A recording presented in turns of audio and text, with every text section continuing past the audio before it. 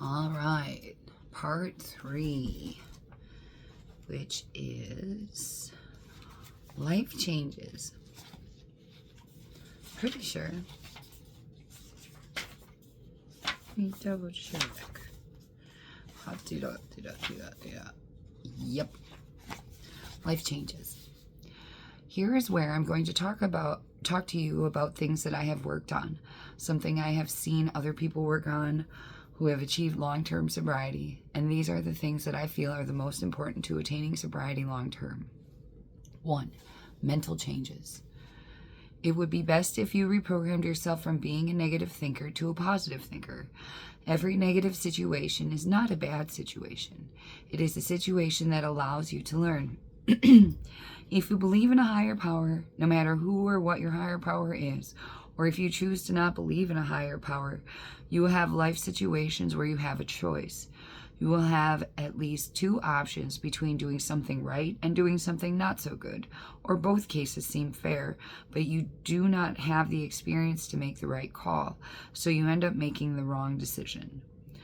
All that means is that you learn where your mistake was, where your lack of knowledge was, where you could have done better. You remember it, you stick to it, and you keep moving forward. If you are having trouble reprogramming yourself, one thing that I did was I had a gratitude journal. I've heard different ways of doing this. I will tell you the way I did it.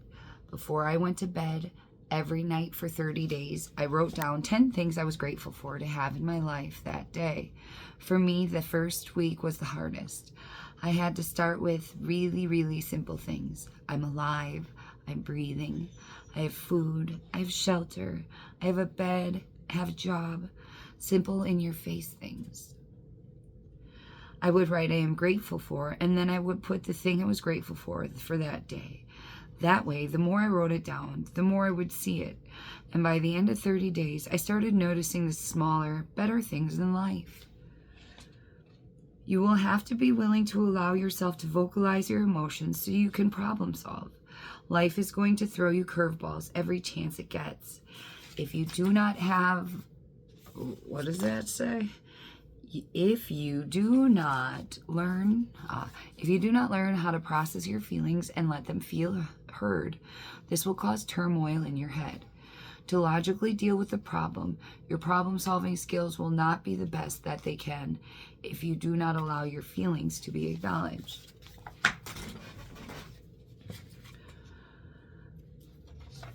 Your mindset is a huge thing to have. If you are one of those who walk around thinking, oh, this will happen, this bad thing will happen, this will happen, you're creating that to the point where it's going to happen. Since I've gotten sober, I've manifested the things that I wanted to happen in my life because I focused on the things that I want. If I concentrate on the things I don't like, those things tend to happen. If you don't believe me, try it. Don't be a smartass saying, I want $1 million and not put any of the work in for it. Do something that you believe in doing. I started this as a Facebook group, and it's turned into a nonprofit organization that I hope will change so many people's lives. I have many plans in my life, and I'm working toward making my life better. I have goals that I will accomplish because I focus on them. I know what I need to do to get those goals, and then I put the work in. You have to be willing to put in the work.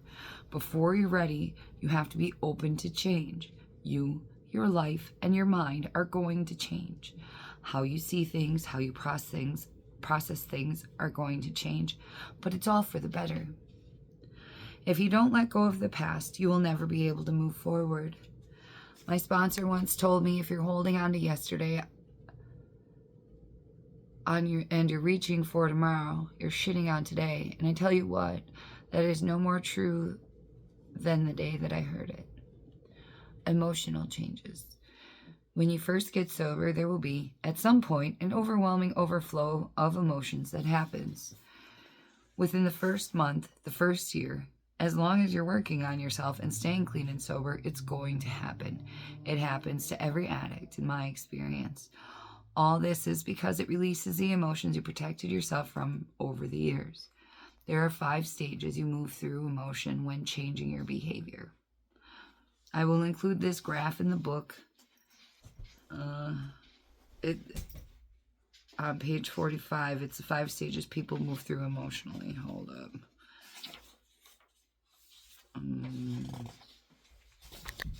Okay, whatever.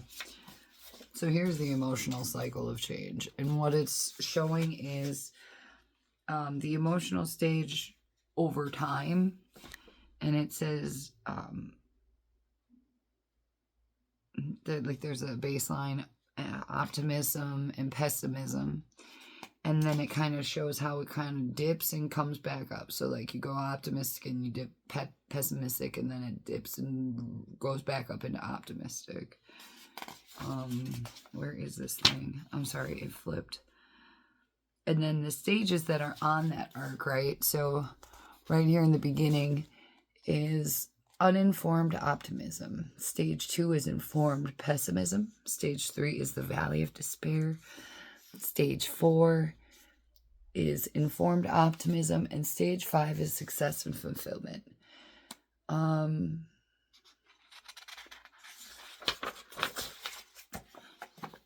So it says here, stage 1 is uninformed optimism. It is where you first walk into sobriety. This is going to be easy. I don't need to do my addiction one day and one moment at a time. I'll be good for the rest of my life. And then stage 2 is informed pessimism. That's when you hit the first action step that you need to take into recovery. You're like, shit, this is going to be hard. I don't know if I can do this. There's much work I'm going to have to do. There's much honesty I'm going to have to deal with. There are many things in my past that I don't know if I ever want to deal with again. Too bad. But once you hit that, you're going to hit stage 3, which is the valley of despair. The valley of despair is where many people quit. That's where many people relapse. And if you want to be successful in life or successful in recovery, in sobriety, you have to push through the valley of despair. You have to pay attention to when you're in the valley of despair. Because if you point out that you are in the valley of despair, then you have a chance to fight it. You have an opportunity to persevere through the tough times to make the rest of your life easier. Anytime you start a new thing in life, you will go through these stages, whether it's learning a new job, learning a new skill, creating a new relationship, each new thing you do, and going through this emotional cycle of change. The people who end up relapsing or quitting or not pushing through the valley of despair will continuously do stages 1, 2, and 3. Those are the people who are not willing to do whatever it takes to succeed in their dreams and goals.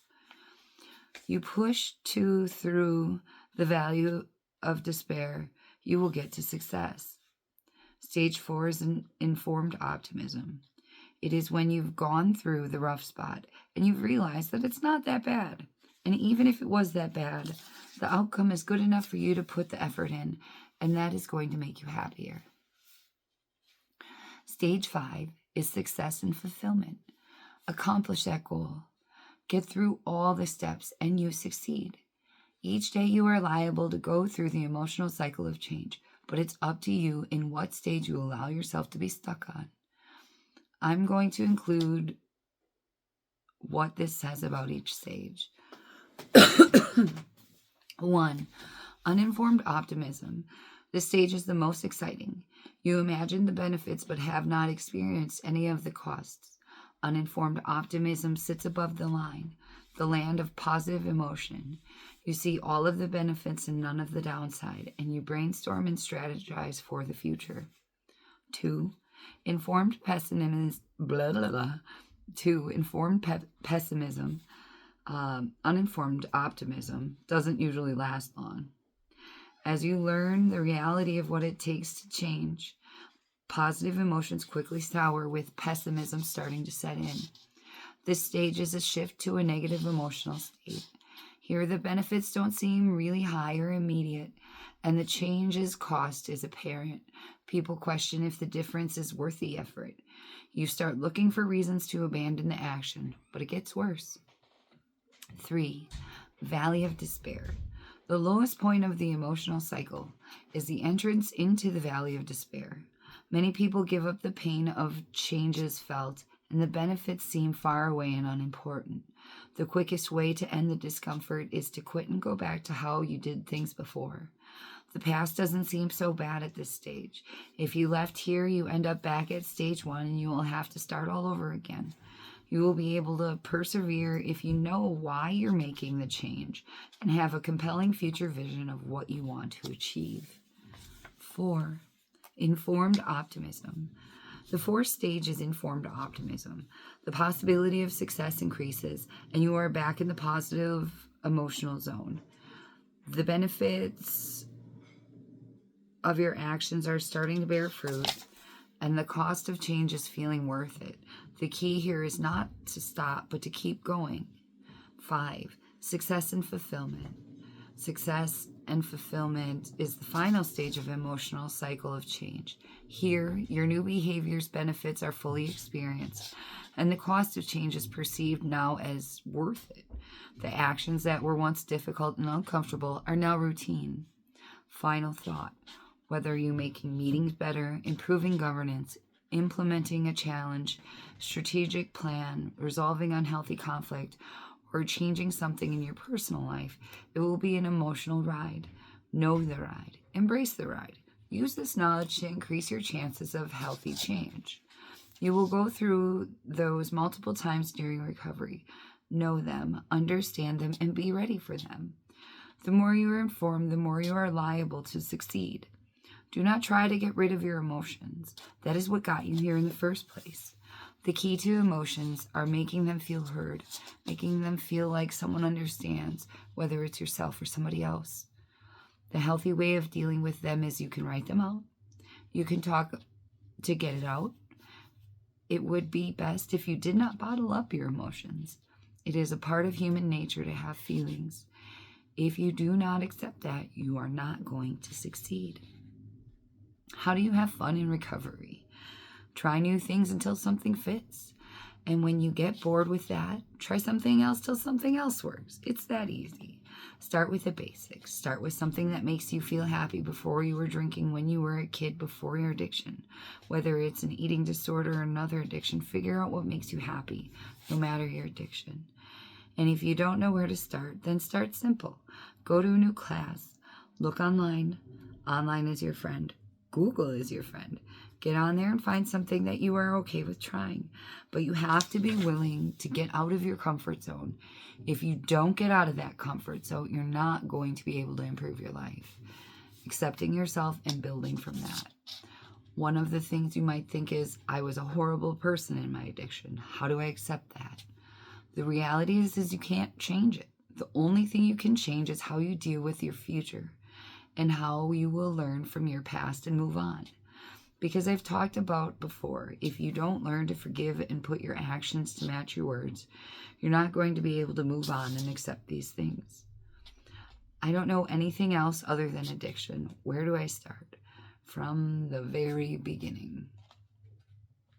How do I use my negative past to improve myself? I have gone through this already by learning from it. Putting in a strategy that will enhance your life, whether it's one thing or a million things, focus on one thing at a time and then move on. Figure out what your values are. At the end of this book, I have attached a worksheet that I went through in therapy to help you. Go through this worksheet and figure out what your values are. What are your strengths and your non-strengths? Go through, figure out what you're good at. Then figure out what you're not so good at, but what you want to improve on. And figure out what you're not so good at and you don't care to get any better at, and then make a plan from there. In life, you're going to have speed bumps. Something tragic will happen in your life, and what do? You rely on the tools that you have learned through recovery. If you don't have those tools, reach out to someone who's got more experience than you, and they will have something or will point you in the right direction to find something that helps you. If you are upset about something not going as you planned, well, guess what? You can prepare for the rest of your life after dropping your expectation of how things will go. If you do not accept, you have no control over how life is. You will have a disappointing life and a frustrating life. Life is not going to go your way or my way. It's going to go the way that it fucking wants to go. It's out of your control. Until you accept that, you're going to be upset about all the expectations you have set in life. If you have stress when you hit a speed bumps, remember how I told you to deal with stress, or find another tool that works with you to deal with that stress. Self-care is the most crucial thing in life, not recovery, not this book. Self-care. If you have a mental disorder and go through recovery, go to a professional to help you on top of working on your recovery. Hit it from all sides. Your mental, physical, and emotional health are essential and will allow you to succeed in life. If you have difficulties with your emotions, you are going to have to go through these steps. If this book doesn't help you or other books don't help you, go to a professional. That's why they are there. If you live in constant physical pain, how do you get through it and stay clean and sober? There are plenty of ways to help decrease pain without using drugs or alcohol. I don't know what your physical condition is, but if you are honest and authentic to yourself, and you know that you don't want to go down the road of pain pills and drugs and alcohol, then you will find a way to let go of that pain, to find a way to not be in as much pain as you are right now. It's up to you to figure out, and no one else. And that was Life Changes. Whoop, whoop.